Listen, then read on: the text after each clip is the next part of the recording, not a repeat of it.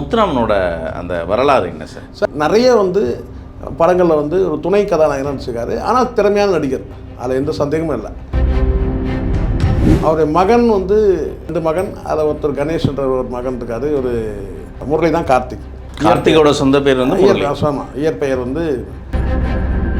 முத்துராமன் ரொம்ப ஒழுக்க சீலர். அப்படியே தலைகீழாக நம்ம கார்த்திகை போட்டுலாம். புகழ்பெற்ற ஒரு நடிகர், துணை நடிகராக நடித்தாலும் யாராலையும் விமர்சிக்கவே முடியாது யாரை, முத்துராமனை.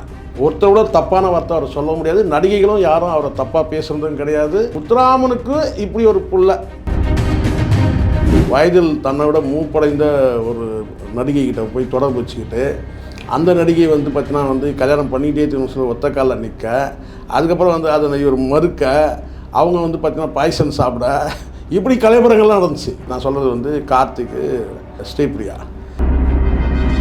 அந்த பையனுக்கு திறமை இருந்து கூட, யாருக்கு, கௌதமுக்கு திறமை இருந்து கூட அடுத்தடுத்து வாய்ப்பு இல்லை.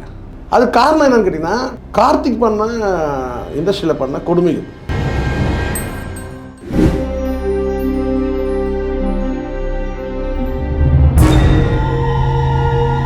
ஆடுகளம் சினிமா நேயர்களுக்கு வணக்கம். இன்றைய நேர்காணலில் நம்மோடு இணைந்திருக்கிறார் மூத்த ஊடகவியலாளர் திரு சேக்குவார் அவர்கள். வணக்கம் சார். வணக்கம். குடும்ப படங்கள், அதாவது குடும்ப கதாநாயகன்கள் வாரிசாக தலைமுறையாக அந்த திரையுலகத்துக்கு வராங்க. வந்தாலும் அவங்களுக்கு பின்னாடி ஒரு சலசலப்பு, அதாவது மூத்தவர்களுக்கு அடுத்த யார் வந்தாலும் அவங்க மேலே ஒரு சலசலப்பு, ஒரு கிசு இதெல்லாம் வந்துகிட்டே இருக்குது. நான் இன்றைக்கி நம்ம பேச போகிற ஒரு நடிகர் யாருன்னா முத்துராமன் குடும்பத்தை பற்றி பேச போகிறோம். முத்துராமனோட அந்த வரலாறு என்ன சார்? சார், முத்துராமன் அடிப்படையில் சார், அவர் தஞ்சாவூரில் பிறந்தவர்.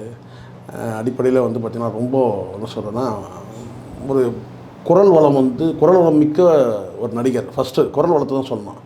முத்துராமன் சொன்னால் நமக்கு அடையாளமாக போகிறது கேட்டால் அந்த குரல் தான். அடிப்படையில் அவர் ஒரு கவர்மெண்ட் எம்ப்ளாயாக ஆகணுன்றது தான் அவங்களுடைய அப்பா அம்மா 2 பேருடைய இதுவும் இருந்திருக்கு. ஆனால் அவரால் சினிமாவில் நாடக கம்பெனிகளில் மனோரமா கனவுடைய நாடக கம்பெனியில் போயிருக்காரு. அதுக்கப்புறம் இன்னும் பல நாடக கம்பெனி, நாடகத்தில் தான் அவருடைய முதல் பயணமே தொடங்கியிருக்கு.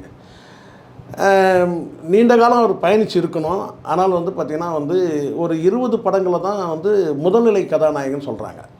ஒரு 20 படங்களில் முதல், அதாவது அவர் தான் முழுக்க படம் அவரை சுற்றியே போகிறது. அதுக்கப்புறம் பெரும்பாலும் அவர் படங்களை கிட்ட 100 படங்கள் கிட்ட நடிச்சுதான் சொல்கிறாங்க. 100 படங்கள்லையுமே துணை கதாபாத்திரங்களில் நிறைய நடிச்சிருக்கிறாரு. பிரதான கதாபாத்திரங்கள்லாம் 20லேருந்து 25 படங்களில் தான் பிரதான கதாபாத்திரம் அவர் மட்டுமே பேசுகிறார். மீதி எல்லாம் சிவாஜி நடிப்பார், இல்லை கூட யாராவது துணை நடிகர் இருப்பாங்க. துணை நடிகராகவே துணை கதாநாயகன் சொல்லலாம். துணை நடிகர்ன்றதை விட ஒரு துணை கதாநாயகனா. ஸோ இப்போ பார்மகளை படம் இருக்குன்னா அதில் சிவாஜி அப்பா ரோல் தான். ஆனால் அப்பா ரோல்னால் நான் இவருக்கு காதலிக்க அப்பா ரோல். 2 பேரும் சேர்ந்தே ஒரு பார்மகளை சொல்லி 2 பேரும் போனாங்க. இவர் ஒரு பக்கம் பாடுவார், அவர் ஒரு படம். ஸோ இது மாதிரி நிறைய படங்களில் ஒரு துணை கதாநாயகனாக நடிச்சிருக்காரு. ஆனால் திறமையான நடிகர், அதில் எந்த சந்தேகமும் இல்லை.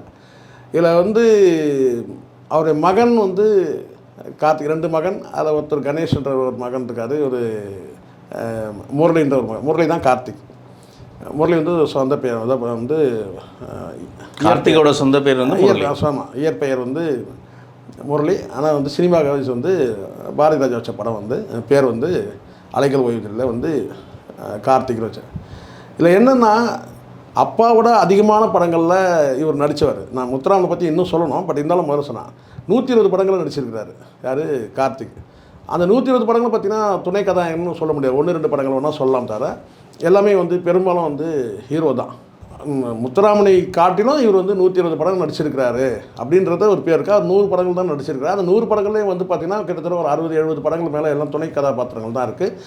நடிகைகள் இப்போ அன்றைக்கி டேட்டுக்கு பிரபலமாக இருந்த நடிகைகள் முத்துராமனையே கேட்பாங்களாம். இப்போ பார்த்திங்கன்னா இங்கே கார்த்திகை கேட்ட நடிகைகளும் இருக்கிறாங்கன்னு வச்சுக்கலாம். இந்த காலத்தில் என்ன பெரிய டிஃப்ரென்ஸுன்னு சொல்லி பார்த்திங்கன்னா, முத்துராமன் ரொம்ப ஒழுக்க சீலர். அப்படியே தலைகீழாக நம்ம கார்த்திகை போட்டுடலாம். அவ்வளோ ஒழுக்க சீலராக. ஷூட்டிங் போகிறதுலேருந்து அங்கே நடிகைகளோட அந்த பயணிக்கும் போது கூட சரிங்கன்னா அவ்வளோ ரொம்ப நம்பத்தகுந்த ஒரு மனிதராக இருந்திருக்கிறாரு. தனக்கு தன் குடும்பம் உண்டு, 2 பெண் பிள்ளைகள் 2 ஆண் பிள்ளைகள் அப்படின்ற வந்து ஒரு குடும்பத்தோடு இருந்திருக்கிறாரு. 52 வயசுலேயே வந்து பார்த்திங்கன்னா வந்து ஒரு 50 வயசுலேயே அப்பா ரோல் நடிக்க ஆரம்பித்தார். கமலுக்கு அப்பாவாக நடிக்க ஆரம்பிச்சிருக்காரு. இந்த காதலிகளுக்கு அப்பாவா, கதாநாயகனுக்கு அப்பாவா, இப்படி தான் அவருடைய பயணம் ஆயிடுச்சு. ஸோ 52 வயசில் அவர் வந்து ஊட்டியில் வந்து ஒரு ஷூட்டிங்காக போயிடுறாரு. அப்போ வந்து நான் வந்து ஸ்கூல் போயிட்டுருக்கு, ஸ்கூல் கிளம்புறேன். அப்போ வந்து 7th 8th படிக்கிறேன்னு நினைக்கிறேன். அப்போது இவர் வந்து காலையில் செய்தி என்னென்னு கேட்டிங்கன்னா, நடிகர் முத்துராமன் உடற்பயிற்சியின் போது மரணமடைந்தார் அப்படின்னு சொல்கிறாங்க. அப்போது உடற்பயிற்சி நம்ம என்ன கேட்டால் வந்து நிறைய வந்து, ஆனால் உண்மையிலே வந்து உடற்பயிற்சி செய்யக்கூடியவர் தான். பட் நடைப்பயிற்சியில் இருந்திருக்கிறாரு. ஸோ நடைப்பயிற்சிக்கு போகும்போதே வந்து மயங்கி விழுந்துட்டுருக்காரு. அதுக்கப்புறம் வந்து சிவகுமார்லாம் ஓடி இவங்கெல்லாம் போய் அவரை கூப்பிட்டு வந்திருக்காங்க. இது பெரிய ஒரு ட்விஸ்ட்டாக என்னன்னு கேட்டிங்கன்னா, யாருக்கும் இது எத்தனை பேர் தெரியுது. அவரை கொண்டு போய் ஹாஸ்பிட்டலில் அட்மிட் பண்ணியிருக்காங்க முத்துராமனை. ஹாஸ்பிட்டலில் அட்மிட் பண்ணி என்ன செஞ்சாங்கன்னா வந்து டாக்டர்ஸ் செக் பண்ணி பார்த்துட்டு என்ன செஞ்சுருக்காங்க, இவர் வந்து இறந்துட்டார் அப்படின்னு சொல்லி. அதுக்கப்புறம் வந்து கூப்பிட்டு வந்து கார் வந்து இறக்கி கொண்டு வந்து ஹோட்டலில் வச்சுட்டு அங்கேருந்து கூப்பிட்டு வரதா பிளான். அப்போ எம்ஜிஆர் ரூலிங் இருக்குது. உடனே வந்து ஒரு வேன் பஸ்ஸை ரெடி பண்ணுறாங்க. ரெடி பண்ணி இவர் கூப்பிட்டு வரணும். ஹாஸ்பிட்டல்லேருந்து வீட்டுக்கு கூப்பிட்டு வந்திருக்கும் போது பார்த்திங்கன்னா, அவருக்கு வந்து இவர் தானே தூக்கிட்டு வந்திருக்கிறாரு, யார் சிவகுமார் தான் தூக்கிட்டு வந்திருக்குன்னா, அவருடைய மூச்சு காற்று வந்து மேலே பட்டிருக்கு. அப்போ உடல் அசைவு ஏற்பட்டிருக்கு. யாருக்கு? முத்துராமன். அதான் சொன்னாங்க வந்து இறந்தும் உயிர் தெரிந்தாருன்ற மாதிரி சொல்கிறாங்கல்ல, அது இறந்துட்டாருன்னு சொல்லி மருத்துவமனைக்கு அனுப்புனாங்க. ஆனால் வந்து சரியாக செக் பண்ணாமல் அனுப்பியிருக்காங்க. ஆனால் வந்து அது லேசான வந்து அந்த உடல் அசைவு, அந்த மூச்சு காற்று இருந்ததாக வந்து இருந்திருக்கு. ஆனாலும் மறுபடியும் மீண்டும் வந்து மருத்துவமனைக்கு போது பார்த்திங்கன்னா அவர் வந்து ஃபுல்லாகவே இறந்துட்டுருக்காரு. ஒருவேளை அந்த மருத்துவமனையில் கூப்பிட்டு போன உடனே அவருக்கு ஏதாவது ஒரு ஃபஸ்ட் எய்ட் பண்ணியிருந்தாங்கன்னா அன்றைக்கி வந்து அவர் காப்பாற்றப்பட்டிருக்கலாம் அப்படின்னு ஒரு தகவல் இருக்குது. அதுக்கு பிறகு அவரை கொண்டு வந்து அடக்கம் பண்ணுறாங்க. அப்போ வந்து உண்மையிலே வந்து எல்லாருமே வந்து சினிமா வட்டாரத்தில் அத்தனை பேர், சிவாஜி, எம்ஜிஆர் எல்லாருமே வந்து அவருக்கு வந்து மரியாதை செலுத்தி அவர் அனுப்பிச்சாங்க. 52 வயசுலேயே அவருடைய இது முடிஞ்சிச்சு. இதில் என்னென்னா, இன்றைக்கி வந்து அவருடைய 3வது தலைமுறை வந்து கௌதம், இந்த கார்த்திக்னு இருக்காங்க. ஒரு சினிமாவில் வந்து புகழ்பெற்ற ஒரு நடிகர் துணை நடிகராக நடித்தாலும் யாராலையும் வந்து விமர்சிக்கவே முடியாது. யாரை? முத்துராமனை. ஒருத்தரோட தப்பான வார்த்தை அவர் சொல்ல முடியாது. நடிகைகளும் யாரும் அவரை தப்பாக பேசுகிறதும் கிடையாது, தயாரிப்பாளர் வந்து பேசுகிறது கிடையாது, இயக்குநர்கள் பேசுகிறது கிடையாது. அவர் 52 வயசில் வந்து ஒரு ஃபுல்ஃபில்டான வந்து வாழ்க்கை வந்திருக்காரு. பிள்ளைகளுக்கு நிறைய ஏற்கனவே அவங்க பரம்பரை சொத்தே நிறைய இருக்கான். தஞ்சாவூரில் வந்து அவங்களுக்கு வந்து கிட்டத்தட்ட அந்த காலத்து வந்து 6 ஏக்கருக்கு மேலே வந்து லேண்ட் இருந்திருக்கு. அவங்க அப்பா வந்து புகழ்பெற்ற வழக்கறிஞர் கூட சொல்கிறாங்க. ஸோ இந்த மாதிரி இருந்திருக்கிறார். இவருடைய லைஃப்பில் வந்து நான் கேட்டிங்கன்னா வந்து ஒரு கவர்மெண்ட் எம்ப்ளாயாக போகணுன்றது அவங்களுக்கு ஆசையாக இருந்திருக்கு. ஆனால் வந்து அது மாதிரி எதுவும் நடக்கலை. சரி, சினிமாவில் வந்து இவ்வளோ தூரம் வந்து தன் மகனை வந்து கதாநாயகனாக கூட அவர் பார்த்துட்டார். ஏன்னா அந்த படம் அலைகள் ஓய்வில் இருக்கும், அப்போ உயிரோடு தான் இருக்கிறார். அந்த டைமில் வந்து கமல் கூட அந்த குரு படத்தில் வந்து அப்பாவை நடிப்பார். வில்லன் கேரக்டர்லாம் வந்து எந்த கேரக்டர் கொடுத்தாலும் வந்து அற்புதமாக நடிக்கக்கூடிய ஒரு கலைஞர். அப்படி இருக்கும்போது அவ்வளோ நல்ல பேர் எடுத்துகிட்டு பார்த்தீங்கன்னா, இந்த தலைமுறை வந்து 3வது தலைமுறை வந்து பார்த்தீங்கன்னா வாய்ப்பே இல்லாமல் போச்சு. 2வது தலைமுறை, அதுக்கு காரணம் என்னன்னு கேட்டால் 2வது தலைமுறை கார்த்திக் தான். கார்த்திக்கும் புகழோட உச்சிக்கு போனால் கூட இன்றைக்கி என்ன அவ பேருன்னு கேட்டால் ஷூட்டிங் கூப்பிட்டா வரமாட்டாங்க யார். அதுக்கப்புறம் வந்து நிறைய இப்போ ஒருத்தர் பாரதிய மூலம் கூட பேசினார் பாருங்கள், அட்வான்ஸை வாங்கிக்கிட்டு ஷூட்டிங்கே வரமாட்டார். இப்படி இருக்கும்போது கேட்டால் அதுக்கப்புறம் பெண்கள்கிட்ட தொடர்பு அதிகமாகி அதுக்கப்புறம் வந்து ஒரு ஊரறிஞ்ச விஷயமாகிடுச்சு. வயதில் தன்னை விட மூப்படைந்த ஒரு நடிகைக்கிட்ட போய் தொடர்பு வச்சுக்கிட்டு அந்த நடிகை வந்து பார்த்தீங்கன்னா வந்து கல்யாணம் பண்ணிகிட்டே சொல்லி ஒத்த காலில் நிற்க, அதுக்கப்புறம் வந்து அதை இவர் மறுக்க, அவங்க வந்து பார்த்திங்கன்னா பாய்சன் சாப்பிட, இப்படி கலைபுரங்கள்லாம் நடந்துச்சு. உங்களுக்கு தெரியும். அதாவது கேட்டால் வந்து நான் சொல்கிறது வந்து கார்த்திக்கு, ஸ்ரீபிரியா, இதெல்லாம் நான் வந்து ஊரறிஞ்ச விஷயந்தான் அந்த காலகட்டத்தில். அந்த அளவுக்கு வந்து அதை தாண்டி இன்னொரு ட்விஸ்ட்டே இருக்குதுன்னு கேட்டிங்கன்னா, அந்த பையன் கௌதம் கார்த்திக் கூட நேர்காணலில் சொல்லியிருந்தான், எங்கள் அம்மா வந்து எங்களை கஷ்டப்பட்டு வளர்த்தாங்க, எங்கள் அப்பா வந்து எங்களை வளர்க்கவே இல்லை. ஏன் அந்த பையன் கல்யாணத்துக்கு கூட வந்து பார்த்திங்கன்னா ஒரு லிமிட்டடாக வந்து இன்விடேஷன் அடித்து அவங்க அப்பா கிட்ட கொடுத்துட்டு இவ்வளோ பேர் வந்தால் போதுன்ட்டாங்க. கல்யாணத்துக்கே நான் இவ்வளோ பேர் வந்தால் போதும் சொல்லி இன்விடேஷன் போய் கொடுத்துருக்காங்கன்னா, இப்போ கல்யாணம் கூட அவங்க பண்ணல, யார் கார்த்திக் பண்ணல. என்னன்னு பிரச்சனைன்னு கேட்டிங்கன்னா, கார்த்திக்கோட அதாவது கௌதம் கார்த்திக்கோட அம்மாவோடைய தங்கையே கல்யாணம் பண்ணிட்டார். அக்காவும் தங்கையும் சேர்ந்து எப்படின்னு கேட்டிங்கன்னா எப்படிப்பட்ட ஆளாக இருப்பானுங்க பாருங்களேன் இவனுங்க. இது எங்கேயோ ஒரு இடத்துல கேள்விப்பட்டனான்றது கூட தெரியல எனக்கு. அந்த மாதிரி இங்கே எங்கேயாவது நடக்குமான்னு. ஒரு மனைவிக்கு உதவி செய்ய வந்த மைத்துனி, அது மனைவியோட தங்கை. இவங்களுக்கு எப்படி அந்த சிந்தனை இருக்கும், ஒரு குழந்தை பிறந்துச்சுன்னா அந்த குழந்தை கையை செய்தா, காலை செய்தா, கண்ணை செய்தா, நம்மளோட எப்படி இன்ட்ராக்ட் பண்ணுது, அந்த நம்ம எப்படி அந்த எண்ணம் தான் வரும். ஆனால் மனைவி வந்து ப்ரெக்னெண்ட்டாக இருக்கும்போது அந்த மனைவி மீது ஃபுல் கவனம் போகணும், அந்த மனைவியை எப்படி நம்ம காப்பாற்றணுன்றது ஒரு பக்கம் வந்து நல்லபடியாக வந்து டெலிவரி பண்ணணும், அந்த சிந்தனையே வராது.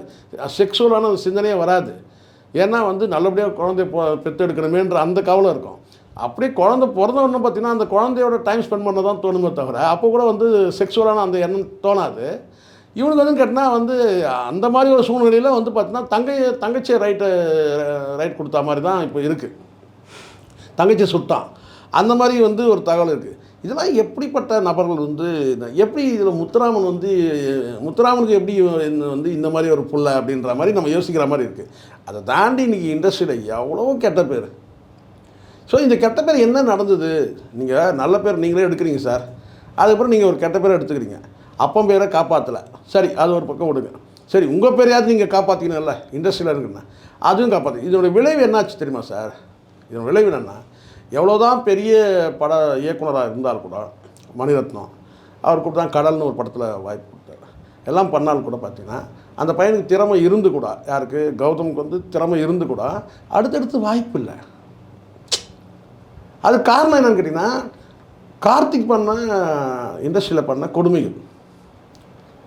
மரியாதை போச்சு சார். முத்துராமனுக்கு கிடைச்ச மரியாதை கார்த்திக் கிடைச்சது சார். வந்து ஒரு குடும்பத்தில் தகப்பன் வந்து சரியாக இருக்கணும் எதுக்காக சொல்கிறேங்க?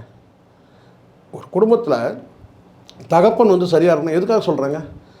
தகப்பன் தடுமாறுனா பிள்ளைகள் எல்லாமே வந்து தடுமாற்றாங்க. ஏன் காரணம் என்னென்னா, தகப்பன் வந்து கௌரவ குறைச்சா நடந்துக்கிறான், இல்லை வந்து பார்த்தீங்கன்னா வந்து தகாத முறையில் வந்து நடந்துக்கிறான்னு சொன்னால் அந்த பிராண்ட் என்ன ஆகுன்னு கேட்டிங்கன்னா பிள்ளைகளை கண்டிப்பாக தாக்கும். எதுக்குப்பா அந்த பையனை அவங்க அப்பனே சரி கிடையாது, இவெல்லாம் அப்படி போயிடும். அவனே சரி கிடையாது, அவனால் நம்ம எவ்வளோ லாஸ் ஆகிட்டோம், அவன் பிள்ளைய வச்சு எதுக்கு படம் எடுக்கணும்? ஏற்கனவே சினிமாவில் வாய்ப்பு கிடைக்கிறதே பெரிய விஷயம். அப்போ தான் என்ன சொல்லுவாங்கன்னு கேட்டால், அப்பனே சரி கிடையாது, இவனை வேறு வச்சுட்டு அப்புறம் ஏதாவது ஒன்று ஆகிறதுக்கா, இவெல்லாம் வந்து படம் வந்து எப்படி எந்த மாதிரி கேரக்டர் இருக்கும், அப்பனுடைய கேரக்டர் வச்சு மகனுடைய கேரக்டர் முடிவு பண்ணக்கூடிய சூழலாம் இருக்குது. அப்பன் தப்பு பண்ணால் புள்ள தப்பு பண்ணணும் கிடையாது, ஆனால் அந்த பேர் இருக்குது. இப்போ முத்துராமன் ரொம்ப நல்லவர், ஒழுக்கமானவர், ஒழுக்கசீலர், யாருக்கிட்டையும் எந்த கெட்ட பேரும் எடுக்காது, சர்ச்சை இல்லாத மனிதர், நல்ல மனிதர், திறமையான நடிகர் எல்லாம் இருந்தால் கூட என்ன நடக்குதுன்னு பாருங்கள். இங்கே வந்து பார்த்தீங்கன்னா இன்னதான் நீங்கள் வந்து பெரிய ஸ்டாராக இருந்தாலும் கூட வந்து பார்த்தீங்கன்னா நீ 100 படம் நடிச்சிக்கலாம், ஆனால் ஒரு காலகட்டத்துக்கு பிறகு நீங்கள் வந்து பலவிதமான கெட்ட பழங்களுக்கு அடிமையாகி நடிகைகள்கிட்ட வந்து பார்த்தீங்கன்னா வந்து ஒரு கெட்ட பேர் அந்த சொசைட்டிலேயே வந்து பார்த்தீங்கன்னா நல்ல பேர் கிடையாது. ஸோ சினிமா சொசைட்டிலே வந்து ஒரு அவப்பேரற்ற விளைவு 3வது தலைமுறை பாதிக்குது இல்லை. நீங்கள் என்ன தான் நீங்கள் சொன்னாலும் கூட வந்துக்கிட்டுனா வந்து யாருக்கு நீங்கள் இதில் குறை சொல்ல முடியும்? தயாரிப்பாளர் தான் அங்கே வந்து அவங்க தானே சார் ஆதாரமே. தயாரிப்பாளர் ஒன்று வச்சு படம் எடுக்கிறதுக்கு பயப்படம் கொடுத்து அட்வான்ஸ் வந்து திருப்பி வாங்கிட்டு வாங்கன்னு சொல்கிற அளவுக்கு நீ நடந்துக்கிறன்னா அப்புறம் நீ எப்படிப்பட்ட ஆளாக இருக்கும்? கார்த்திக் கிட்ட ஒரு பணம் போச்சுன்னா அட்வான்ஸ் கொடுத்தாங்கன்னா திரும்பி வராது. அதான் திரும்பி வராதுன்றது அதுதான் சொல்கிறேன் நான். அது எவ்வளோ பெரிய குடும்பம் இல்லை சார். நாணயம்னு ஒன்று வேணும் இல்லை. நாணயத்தோடு நீங்கள் நடந்துக்கலன்னு வச்சிங்களேன், நீங்கள் பணத்துக்கு சார் ஒரு கட்டத்துக்கு மேலே பணம் வந்து நம்ம கையாளணும் சார். பணம் நம்மளை கையாளத்துக்கான அந்த வாய்ப்பை நம்ம கொடுத்துட்டோன்னு வச்சுங்களேன், பணம் இல்லைன்னா இங்கே எதுவும் இல்லை, அது வேறு விஷயம் சரிங்களா. பணம் வந்து கண்டிப்பாக பொருளாதாரம் இல்லைன்னா நம்மளை இன்றைக்கி நாய் கூட செய்யாது, இது உண்மை தானே. ஆனால் ஒரு கட்டத்துக்கு மேலே அந்த பணத்தை நம்ம ஹேண்டில் பண்ண தர பணம் நம்மளை ஹேண்டில் பண்ண ஆரம்பிச்சிச்சுன்னு வச்சுக்கோங்களேன், அவ்வளோதான். மானம் மரியாதை கெடுத்து அசிங்கப்பட்டு அவமானப்பட்டு, ஆனால் உண்மை. அதெல்லாம் தான் சொல்கிறாங்க வந்து கேட்டால் வந்து அயோத்தி வீரமணி வந்து அயோத்திக்கு இப்போ வீரமணி இவரை கொண்டு போய் கப்பலில் கொண்டு போய் வச்சுட்டாரு. இதெல்லாம் எதனால் நடக்குது? பாதிக்கப்பட்டவன் வந்து கோர்ட்டில் போய் வாங்க முடியாது, உங்கள்கிட்ட சண்டை போட்டு வாங்க முடியாது, உன்னை பார்க்கவே முடியாது. எந்த காலத்தில் கோர்ட்டுக்கு போய் கம்ப்ளைண்ட் கொடுத்து அதை கொடுத்து இது கொடுத்து அப்போ என்ன சொல்லுங்கன்னா அவங்க குறுக்கோடி அவங்க என்ன செய்வாங்க, பைபாஸில் உள்ளே போந்து என்ன கேட்டால் வீரமணிக்கிட்ட போய் பேசுனா அவர் வந்து வாங்கி கொடுத்தார். அப்படி தானே நடந்திருக்கும். ஒரு கற்பனையாக நம்ம சொல்கிறோம். இல்லை பணத்தை எல்லாம் நடித்த பணத்தை எல்லாம் அரசியலில் செலவு பண்ணிட்டாரு. கிழிச்சார் அரசியல். இவர் வந்து அப்படியே வந்து சார் இதுவே அந்த கட்சி ஏற்கனவே இருக்கிற கட்சி தானே சார் இவர் போனார். ஃபார்வர்ட் பிளாக்ன்றது ஏற்கனவே இருக்கிற கட்சி. அது அந்த கட்சியை நீ அண்டர்டேக் பண்ணுற போயிட்டு அவ்வளோதானே தவிர புதுசாக ஒரு கட்சி உருவாக்குற. அப்படியெல்லாம் போய் கட்சியில் என்ன அப்படி செலவு பண்ணிட்டேன்?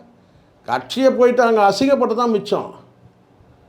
அரசியல் கட்சி நடத்துறதுக்கெலாம் ஒரு ஒரு தகுதி வேணாங்க சார். சார் அங்கேயும் வந்து பார்த்தீங்கன்னா ஒன்று போய் வந்து அரசியல் கட்சிலாம் கிடையாது.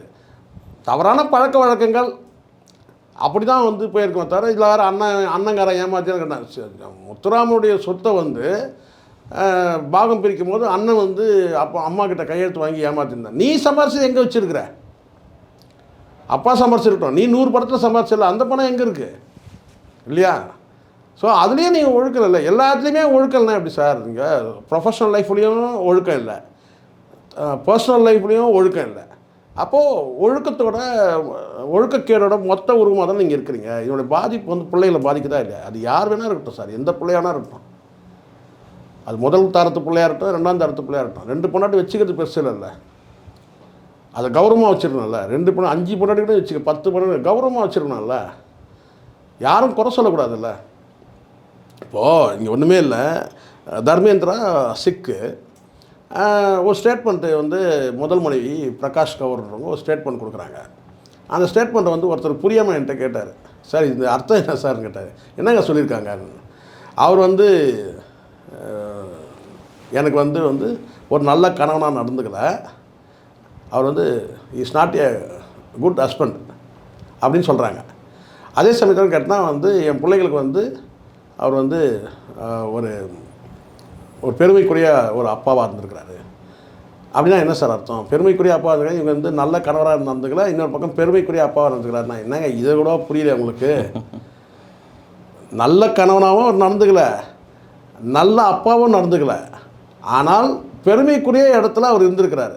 தன் பிள்ளைகளுக்கு பெருமை கொடுத்துருக்காருங்கன்னா தர்மேந்திரான்ற ஒரு மிகப்பெரிய நடிகனுக்கு நாங்கள் மகன்கள்னு சொல்லிக்கிற அளவுக்கு அவர் வந்து ஒரு பொசிஷனில் இருக்கிறார். பேர் எடுத்து வச்சுருக்க ஒரு பேர், பெருமைக்குரிய பேர். குட் அப்படின்னா வேறு, கிரேட்னா வேறு. குட்னா கேட்டிங்கன்னா வந்து நல்ல நல்ல கணவன் இல்லை. அவர் வந்து நான் நாட் குட்னு சொன்னேன், நல்ல கணவன் இல்லை எனக்கு, நாட் குட் ஹஸ்பண்ட்னா நல்ல கணவன் இல்லை. ஆனால் வந்து பெருமைக்குரிய அப்பாவை நடந்திருக்காருன்னா அவருடைய பொசிஷன் சொல்கிறாங்க. அங்கேயே வந்து பார்த்தீங்கன்னா நல்ல அப்பாவாக நடந்துக்கிறதுனா அந்த பிள்ளைகளுக்கிட்டேருந்து பராமரிக்கிறது, அந்த பிள்ளைகளுக்கு வந்து ஸ்கூலில் கொண்டு போய் விடுறது, வந்து படிக்க வைக்கிறது, பராமரிக்கிறது ஒன்று இருக்குது. அந்த பிள்ளைகள் சொல்லிக்கலாம் என்னென்னு கேட்டால் எங்கள் அப்பா யாருன்னா எங்கள் அப்பா வந்து தர்மேந்திரா, அதுதான் அர்த்தம். அப்போ இந்த இடத்துல நீங்கள் வந்து அதே தான் நீங்கள் எடுத்துக்கணும். என்னென்னு கேட்டால் கார்த்திகோட பிள்ளை கௌதம் அப்படி ஒன்றா சொல்லலாம். கௌதமோட அப்பா கார்த்திக் சொல்கிற அளவுக்கு அங்கே வாய்ப்பு வரல. பிள்ளைகளுக்கு வாய்ப்பு வந்துன்னா அதையும் பண்ணுவாங்க. அந்த வாய்ப்பு இன்னும் கிடைக்கவே இல்லை. இப்படி தான் நம்ம எடுத்துக்கணும். அதனால் வந்து இந்த இடத்துல ஒன்றா இன்னொரு விஷயம் சொல்லலாம். முத்துராமனுக்கு இப்படி ஒரு புள்ள அப்படின்னு ஒன்றா நம்ம எப்படி சொல்கிறோம்? இப்படி ஒரு பிள்ளையா முத்துராமனுக்கு? முத்துராமன் எப்படிப்பட்ட மனுஷன், நல்ல மனுஷன், அவனுக்கு போய் இப்படி ஒரு புள்ள பிறந்திருக்கான் பாருங்கள், காரி காரி துப்புறாங்க இன்னும் வந்து சினிமா இண்டஸ்ட்ரியில் அப்படின்னு தான் நம்ம எடுத்துக்க வேண்டியதாக இருக்குது. நன்றி சார். நன்றி சார்.